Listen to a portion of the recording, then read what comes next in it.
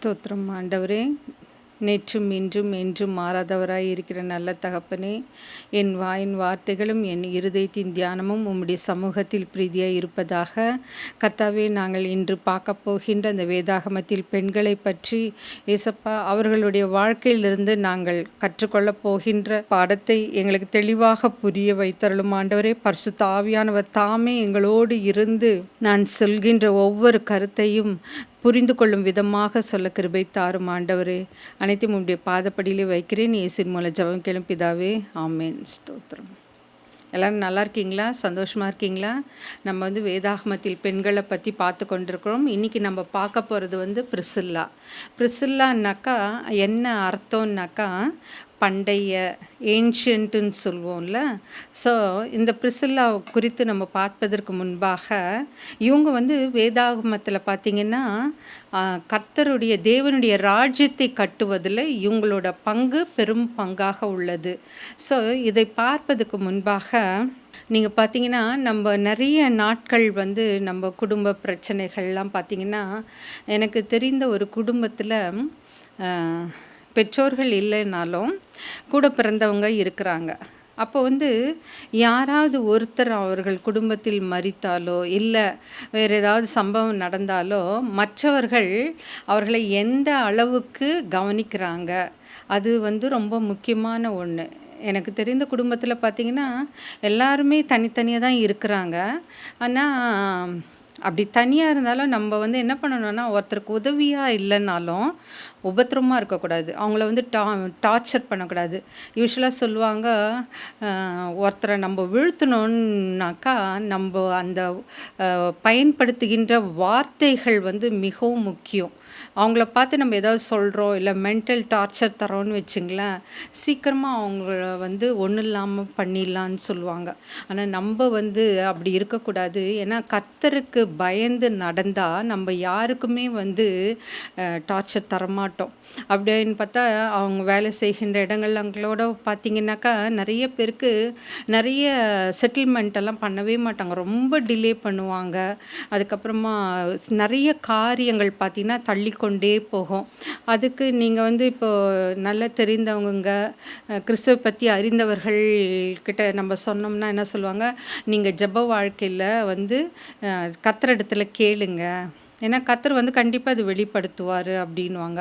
So இந்த மாதிரி காலகட்டத்தில் நான் இந்த சம்பத்தை எதுக்கு சொல்கிறேன்னா, நம்மளுக்கு எவ்வளோ போராட்டங்கள் வந்தாலும் கர்த்தருடைய பணியிலேருந்து நம்ம பின்வாங்கவே கூடாது. நம்ம ஹியூமன் பீயிங்காக இருக்கிறதுனால ஒரு சின்ன கஷ்டம் வந்தாலோ இல்லை நம்மளை யாராவது வேதனைப்படுத்தினாலோ இல்லை கஷ்டப்படுத்தினாலோ நம்மளை ஒதுக்குனாலோ நம்ம மனுஷீகத்தில் உடனே நம்மளுக்கு கஷ்டமாயிடுது.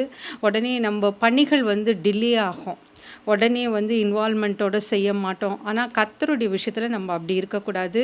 எப்படி இந்த பிரிசில்லா கர்த்தருடைய ராஜ்யத்தை கட்டுவதில் அவங்க எந்த அளவுக்கு ஆவிக்குரிய இதில் தேவ அறிவு நிறைந்தவர்களாக காணப்பட்டார்களோ அந்த மாதிரி நம்மளும் இருக்கணும். இதில் பார்த்திங்கன்னா பிரிசில்லா ஒரு ரோம பெண்மணி. அவர்களை திருமணம் செய்து கொண்ட ஆக்கில்லா அவர் ஒரு யூதன். இவங்க 2 பேர் எங்கே இருக்கிறாங்கனாக்கா, அவங்க அந்த ஆக்கில்லா அவருடைய சொந்த தேசமான சின்ன ஆசியாவில் இருக்கிற பொந்து தேசத்தில் இருக்கிறாரு. அங்கே அங்கேருந்து அவருடைய சொந்த அலுவல் காரணமாக இத்தாலியில் இருக்கிற ரோமபுரிக்கு வராரு. அங்கே அவங்க என்ன செய்கிறாங்கன்னா கூடார தொழில் செய்கிறாங்க. ஆக்கில்லாவும் பிரிசில்லாவும் இணைந்து கூடார தொழிலை செய்கின்றார்கள். அதனால் அவங்க வர்த்தக ரீதியாக நல்ல ஒரு முன்னேற்றம் இருக்கும். அவங்களுக்கு நல்ல நிலைமையில் இருப்பாங்க. அப்போது திடீர்னு என்ன ஆகும்னாக்கா 49-50 கிபி அந்த நூற்றாண்டில் பார்த்திங்கன்னா ரோமபுரியை ஆண்ட அந்த பேரரசன் கிளவுதி ராயன் அவர் என்ன சொல்லுவாருன்னா, ரோமர் அல்லாத யூதர்கள் ரோமபுரியை விட்டு வெளியே செல்லணும்னு சொல்லுவார். அப்போ தான் பார்த்திங்கன்னா இதற்குரிய அந்த வசன பகுதி ஆக்கில்லா பிரிசில்லா பற்றி பார்த்திங்கன்னா 6 இடத்துல பைபிளில் குறிக்கப்பட்டிருக்கிறது. அப்போஸ்தலர் 18வது அதிகாரம் 1-3, அதுக்கப்புறமா அப்போஸ்தலர் 18வது அதிகாரம் 24லேருந்து 26, 2 தீமோத்தேயு 4:19, ரோமர் 16 3லேருந்து 6, 1 கொரிந்தியர் 16 19. நீங்கள் வந்து அப்போஸ்தலர் 18வது எடுத்து வச்சுக்கோங்க. 18வது அதிகாரம் அதில் 2வது வசனத்தை பாருங்கள். யூதர் எல்லாரும் ரோமபுரியை விட்டு போகும்படி கிளவுதியு ராயன் கட்டளையிட்டபடினாலே இத்தாலியாவிலிருந்து புதிதாய் வந்திருந்த பொந்து தேசத்தானாகிய ஆக்கில்லா எனும் நாமமுள்ள ஒரு யூதனையும் அவன் மனைவியாகிய பிரிசில்லாளையும் அங்கே கண்டு அவர்களிடத்திற்கு போனான். ஸோ இப்போ இவங்க என்ன பண்ணுறாங்கன்னா, இந்த இடத்துல இருந்து எங்கே போகிறாங்க? நேராக கொரிந்து பட்டணத்திற்கு செல்கிறார்கள். அவங்க வந்து முதலாவது பார்த்தீங்கன்னா, அரசர் இப்படி ஒரு கட்டளை இட்ட உடனே என்ன செய்கிறாங்கன்னா, அந்த அரச கட்டளைக்கு கீழ்ப்படுகிறாங்க. அந்த ஜீவனுள்ள தேவனை விசுவாசித்தார்கள். அவங்க வந்து தன்னை நம்பலை, தன்னை சார்ந்திருக்கிறவங்கள நம்பலை. யாரை நம்பினாங்க? ஜீவனுள்ள தேவனை விசுவாசித்தார்கள். அவங்களுக்கு வந்து அந்த நல்ல வருமானம் இதை பற்றிலாம் பொருட்படுத்தவே இல்லை. அந்த இடத்த விட்டு போகணும் அப்படின்னு கட்டளை வந்த உடனே போனாங்க. இப்போ நம்மளை இந்த நிலையில் வச்சு பாருங்கள். நம்ம வந்து நிறைய பேர் ஒரு கவர்மெண்ட் ஜாபில் இருக்கலாம், அது ஆஃபீஸாக இருக்கட்டும், ஸ்கூலாக இருக்கட்டும், காலேஜாக இருக்கட்டும், இல்லை பல்வேறு நிலைகளில் நம்ம வேலை புரிந்திருக்கலாம். இப்போ வந்து நம்மளை அந்த இடத்த விட்டு இன்னொரு இடத்துக்கு போங்கன்னு சொன்னால் நம்ம என்ன பண்ணுவோம்? உடனே நம்ம வந்து புலம்ப ஆரம்பிச்சிருவோம், போகவே மாட்டோம். இது என் சொந்த ஊர், இங்கே வந்து நான் நல்லா எஸ்டாப்ளிஷ் ஆகிட்டேன், இங்கே எனக்கு எல்லாமே இருக்குது, இதை விட்டுட்டு நான் இன்னொரு தேசத்துக்கோ இல்லை இன்னொரு ஊருக்கோ நான் எப்படி போவேன்? அங்கே போய் எங்கள் பசங்களை நாங்கள் எங்கே படிக்க சேர்க்கறது? இப்படியெல்லாம் நம்ம வந்து புலம்ப ஆரம்பிச்சிருவோம்ல. ஆனால் பிரிசில்லா என்ன பண்ணாங்கன்னா, அந்த தேவனை நம்பினார்கள், விசுவாசித்தார்கள், அரச கட்டளைக்கு கீழ்ப்படிந்தார்கள். அதுக்கப்புறமா அவங்க எங்கே வந்து சேர்றாங்க? அகாயாவில் உள்ள கொரிந்து பட்டணத்திற்கு வந்தார்கள். அப்போ நம்மளும் வந்து கர்த்தருடைய பிள்ளைகளாக வாழும்பொழுது, அந்த மாதிரி நம்மளுக்கு ஏதாவது ஒரு நிர்பந்தமான சூழ்நிலைகள் வரும்பொழுது கர்த்தரிடத்தில் ஆலோசனை பெற்று அவருக்கு கீழ்ப்படிந்து நடக்க வேண்டும். அதுக்கு அடுத்தது பார்த்திங்கன்னா, இவங்க கணவனோடு நன்றாக இணைந்து வாழ்ந்தாங்க. ஏன்னா அவங்க செய்கின்ற தொழில் கூட கூடார தொழில், அது இருவரும் ஈடுபட்டார்கள். அதுக்கப்புறமா வந்து அவங்க வந்து கணவனோடு ஒத்துழைத்து அவர் இப்போ இந்த இடத்துலேருந்து நம்ம கொரிந்துக்கு போகலான்னப்போ அவங்களோட சேர்ந்து அவங்களும் போனாங்க. அதுக்கப்புறமா வந்து அவங்களுக்கு அந்த வீட்டை விட்டு, அந்த நாட்டை விட்டு, அவங்க செய்திருந்த நல்ல தொழிலை விட்டு போனோன்னு, அரச கட்டளைக்கு கீழ்ப்படிந்து போகணுன்னு நினைக்கிறப்போ அவங்க நிலை குலையவில்லை. ஏன்னா கர்த்தராகிய இயேசு கிறிஸ்துவை நம்பினார்கள். ஆமேன். அந்த நம்பிக்கை தான் நம்மளுக்கு இப்போ வேணும். நம்ம வந்து எவ்வளோ டே டு டே லைஃப்பில் பார்த்திங்கன்னா பயங்கர நம்மளுக்கு பிரச்சனை மேலே பிரச்சனை வந்துக்கிட்டே இருக்கும். சம்டைம்ஸ் பார்த்திங்கன்னா அதை எப்படி மேற்கொள்வதுன்ற தெரியாத ஒரு திக்கற்ற நிலையில் கூட நம்ம கடந்து வரலாம். ஆனால் நம்ம எப்போ கர்த்தரை நம்புகிறோமோ அதிலிருந்து விடுவிக்கக்கூடிய ஒரு சூழ்நிலையை நமக்கு வந்து அலாதியாக அவர் வந்து தருவார். அதுக்கப்புறமா வந்து அவர் அவங்களோட குடும்ப வாழ்க்கையில் பார்த்திங்கன்னா அவங்களுக்கு பிள்ளைகள் இருப்பதாக வேதாகமத்தில் குறிக்கப்படவில்லை. அப்போ பிள்ளை இல்லாதிருந்த பொழுதும் அவங்க அதை குறித்து கவலைப்படலை. ஏன்னா அவங்க யாரை நேசித்தாங்க, விரும்பினாங்க, நம்பினார்கள், விசுவாசித்தார்கள்னு பார்த்திங்கன்னா இயேசு கிறிஸ்துவை. எப்போவுமே பாருங்களேன், இயேசு கிறிஸ்துவை விசுவாசிக்கிறாங்களா இல்லை அவரை நம்புகிறாங்களா, அவங்களோட வாழ்க்கை வந்து மற்றவர்களை போல இருக்காது. என்னதான் போராட்டம் இருந்தாலும் அவங்க சந்தோஷமாக இருப்பாங்க, சமாதானத்தோடு இருப்பாங்க. எவ்வளோ பிரச்சனை வந்துகிட்டே இருக்கும். டே டு டே லைஃப்பில் டெய்லி கண்ணு முழித்தா பிரச்சனை, தூங்க போனால் பிரச்சனை, அந்த நாள் முழுக்க பிரச்சனையாக இருக்கும். ஆனாலும் அதை எல்லாவற்றிலும் ஜெயம் கொண்டு அவர்களால் முன்னேறக்கூடிய அந்த வழியை யார் ஆயத்தப்படுவார்னா கர்த்தராகிய இயேசு கிறிஸ்து. இப்போ இவங்களை வந்து பவுல் வந்து எங்கே சந்திக்கிறாருன்னா, அவரோட 2வது மிஷினரி பயணத்தில் எங்கே பார்க்குறாருன்னா கொரிந்து நாட்டில் அவங்கள சந்திக்கிறாரு. அப்போ வந்து இந்த பிரிசில்லா என்ன பண்ணுறாங்கன்னா, ஆக்கிலாவும் பிரிசில்லாவும் தங்களுடைய வீட்டை வந்து பவுலுக்கு ஜெபம் பண்ணுவதற்கும் ஆராதனை செய்வதற்கும் சபை கூடுவதற்கும் திறந்து கொடுக்கிறார்கள். அதுக்கப்புறமா அப்படி அவங்க வந்து பவுலை ஏற்றுக்கொண்டது நிமித்தமாக அவங்க வந்து இயேசு கிறிஸ்துவை பற்றி நன்றாக அறிந்து கொள்ளவும் விசுவாசத்தில் வளரவும் அவர்களுக்கு வாய்ப்பு கிடைத்தது. இப்போது நம்ம வந்து இப்போது மிஷினரிகளோ இல்லை கர்த்தருடைய பிள்ளைகளோ நம்ம வீட்டுக்கு வர்றப்போ வந்து நம்ம சலிப்படையக்கூடாது. அவங்களுக்காக செய்யறதுக்கும் நம்ம சலிப்படையக்கூடாது. ஏன்னா நம்மளுக்கு வந்து இருக்கிற அறிவை விட அவர்கள் வந்து 24 மணி நேரமும் கிறிஸ்துவனுடைய பணியை செய்து கொண்டு வருவதால் தேவ அறிவு நிறைந்தவர்களாக காணப்படுவார்கள். நம்ம எந்த ஈகோவும் பார்க்கக்கூடாது. கர்த்தரை பற்றி தெரிந்து கொள்ள, அது யாராக இருந்தாலும் என்ன கருத்து சொன்னாலும் அதை ஏற்றுக்கொள்கின்ற அந்த மனநிலைமை நம்மளுக்கு இருக்கணும். அதுக்கப்புறமா அடுத்து பார்த்திங்கன்னா அவங்க சுவிசேஷ ஊழியத்தை இணைந்து செய்தார்கள். அவங்க வாழ்க்கையில் பார்த்திங்கன்னா ஆவிக்குரிய ஜீவியம், குடும்ப வாழ்க்கை ரெண்டுமே நன்றாக இணைந்து செயல்பட்டார்கள். எந்த பிரச்சனையும் இல்லாமல் நன்றாக போய் கொண்டிருந்தது.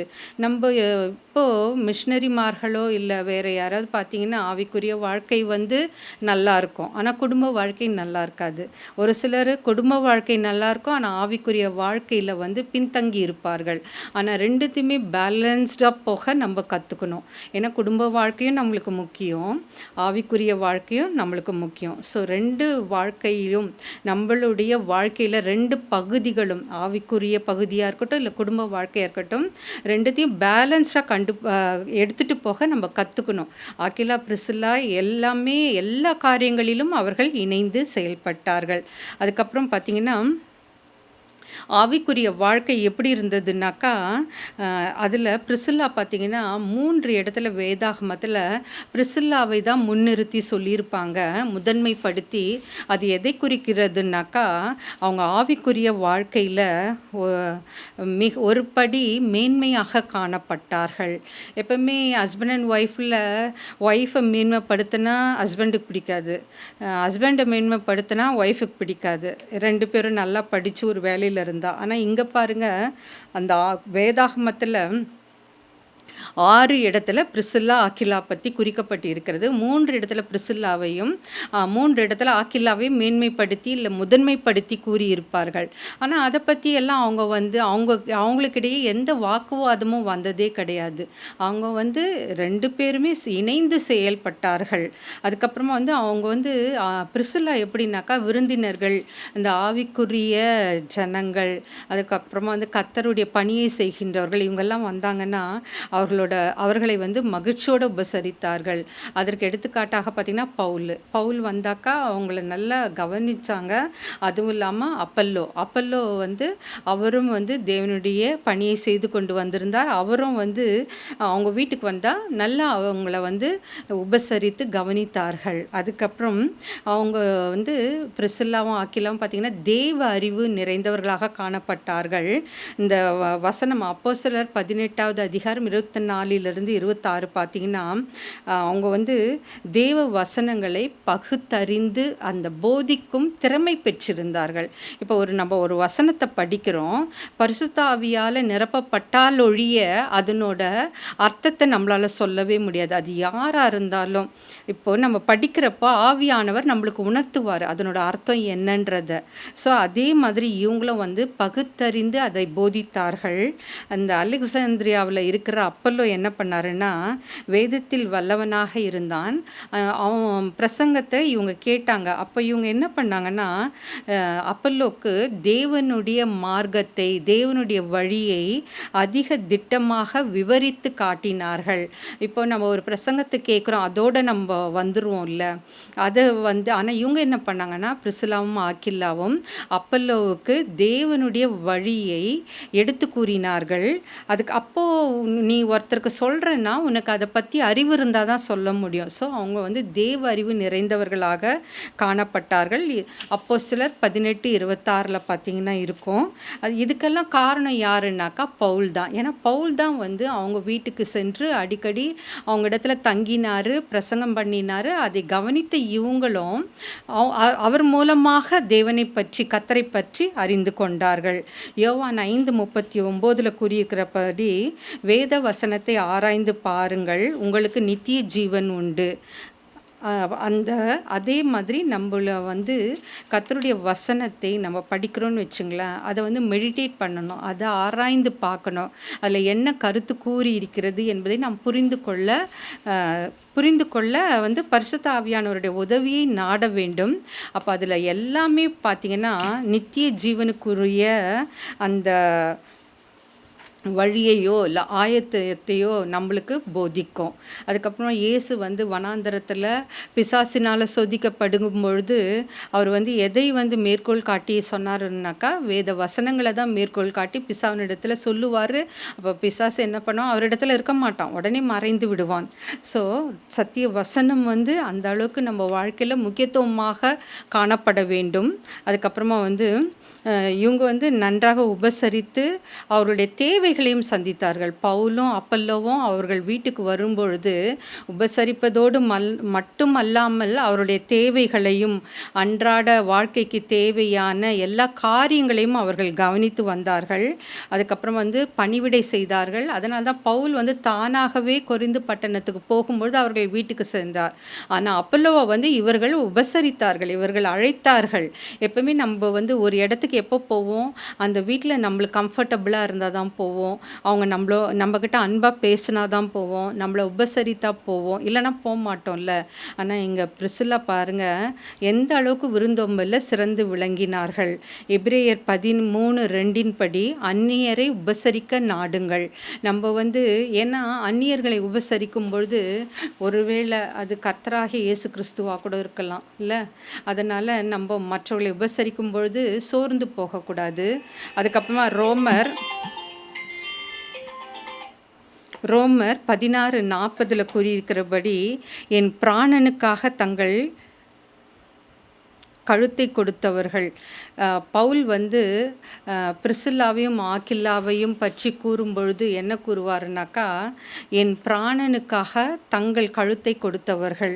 அப்போது பவுல் வந்து பிரிசில்லா மேலேயும் ஆக்கில்லா மேலேயும் எந்த அளவுக்கு நம்பிக்கை வைத்திருந்தா, பவுல் பாடுபடும்பொழுது அவர்களும் கூட சேர்ந்து பாடுபட்டாங்க.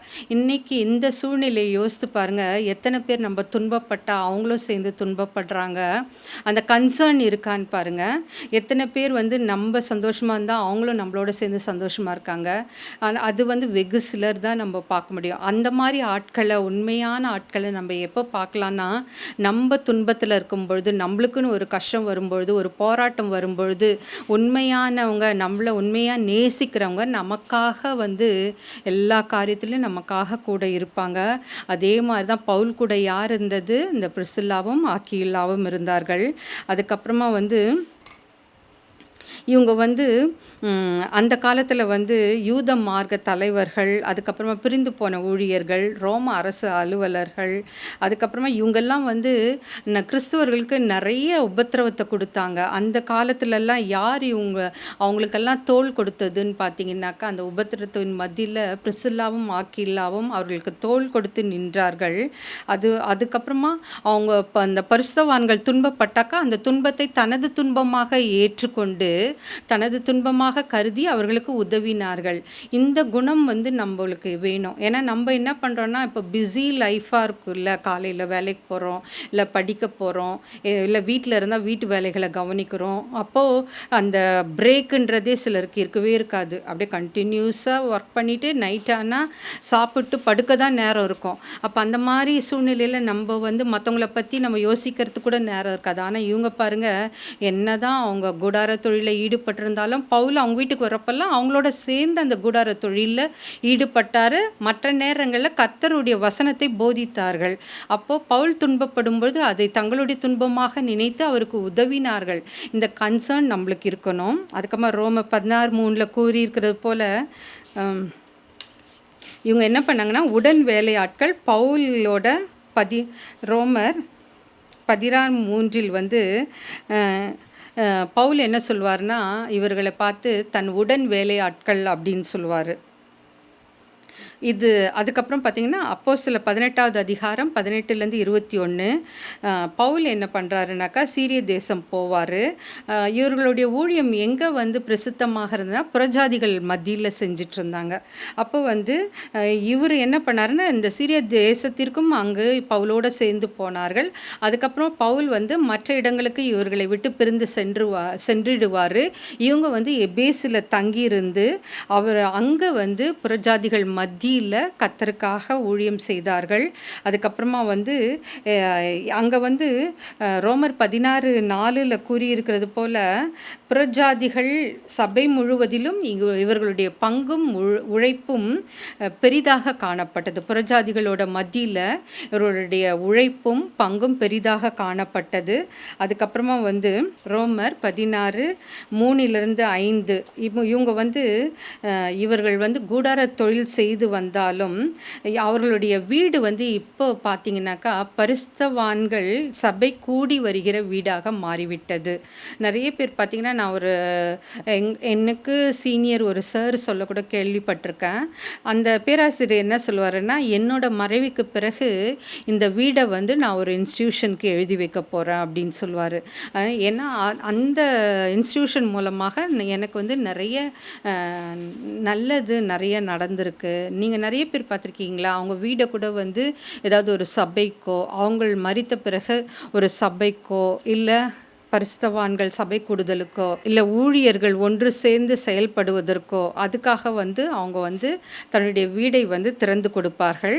அதுக்கப்புறம் நெக்ஸ்ட்டு பார்த்தீங்கன்னாக்கா, இவர்களுடைய பண்புகள் வேறு என்னெல்லாம்னு பார்த்தீங்கன்னாக்கா, ஆதி திருச்சபை வளர்வதற்கு அவங்க என்ன பண்ணாங்கன்னா, தங்கள் வேலையையும் தங்கள் வீடு வசதிகள் இவை எல்லாவற்றையும் தியாகம் செய்தார்கள். ஒரு திருச்சபை வளர்வதற்கு என்னெல்லாம் கொடுத்தாங்கன்னா, தங்களோட உழைப்பை கொடுத்தாங்க, தங்களுடைய வேலை, தங்களுடைய நேரம், தங்களுடைய வீடு, தங்களுடைய வசதிகள், இது எல்லாத்தையும் தியாகம் செய்து வாழ்ந்தார்கள். இந்த மாதிரி வாழ்ந்த தம்பதிகளை வந்து வேதாகமத்தில் வேறு எங்கோ நம்ம பார்க்க முடியாது. இவங்க வந்து அந்நிய தேசம் அப்படின்னா, இவங்க வளர்ந்த அந்த தேசத்திலேருந்து வேறு ஒரு ஊருக்கு போனாங்க. ஆனாலும் அவங்க வந்து சந்தோஷமாக தான் போனாங்க. ஒரு இடம் மாறுதல் கிடைத்தப்போ என்ன பண்ணாங்க, அதுக்காக அவங்க வந்து சோர்ந்து போகலை. ஏன்னா அவங்க யாரை விசுவாசித்தார்கள்? கர்த்தராகிய இயேசு கிறிஸ்துவ விசுவாசத்தினால நம்மளுடைய தேவைகள் எல்லாவற்றையும் யார் பார்த்துக்கொள்வார்? இயேசு கிறிஸ்து பார்த்துக்கொள்வார். அந்த நம்பிக்கையில் தான் அவங்க போனாங்க. ஸோ அந்நிய தேசம், பாடுகள், பல இன்னல்கள், துன்பங்கள் வந்தாலும் அவங்க வந்து துவண்டு போகலை. அவங்க என்ன பண்ணாங்க, இருவரும் இசைந்த உள்ளங்களாய், தேவ அறிவு உள்ளவர்களாக, விருந்தோம்பலில் சிறந்தவர்களாக, கர்த்தருக்கு அர்ப்பணித்தவர்களாய் வாழ்ந்தார்கள். இவங்கள மாதிரி நம்மளும் வந்து கர்த்தருடைய ஊழியத்தில் அவருடைய ராஜ்யத்தை கட்டுவதற்கு கர்த்தர் நமக்கு கண்டிப்பாக உதவி செய்வார். அதற்காக நம்ம வந்து எஃபர்ட் எடுக்கணும். சும்மாவே உட்காந்துட்டு நான் கர்த்தருக்காக ஊழியம் செய்கிறேன்ட்டு ஒன்றுமே செய்யாமல் இருக்கக்கூடாது. பிரிசில்லாவை பற்றி பார்த்தீங்கன்னா, முதல்ல என்ன பண்புகள் பார்த்தோம்? பிரிசில்லா ஃபஸ்ட்டு வந்து அவங்க வந்து கணவனோட ஒத்துழைத்து ஒரு தேசத்துலேருந்து இன்னொரு தேசத்திற்கு போகும்பொழுது, ரோமபுரியிலேருந்து எல்லாரும் இந்த இடத்த விட்டு போயிடணும்னு சொன்னப்போ அவங்க வந்து கணவனோடு ஒத்துழைத்து அவர்களோடு இணைந்து செயல்பட்டார்கள். இன்னொரு இடத்துக்கு எங்கே வந்தாங்க? கொரிந்து பட்டணத்திற்கு வந்தாங்க. ரெண்டாவது பார்த்தீங்கன்னா, கிறிஸ்துவின் மேலே அளவுக்கு அதிகமான நம்பிக்கை இருந்தது, விசுவாசித்தார்கள். ஏன்னா அந்நிய தேசத்து அம்மாக இருந்தாலும் கர்த்தர் கண்டிப்பாக நமக்கு உதவி செய்வார், கர்த்தர் கண்டிப்பாக நம்மளுடைய தேவைகளை சந்திப்பார்னு அவங்க நம்பினாங்க.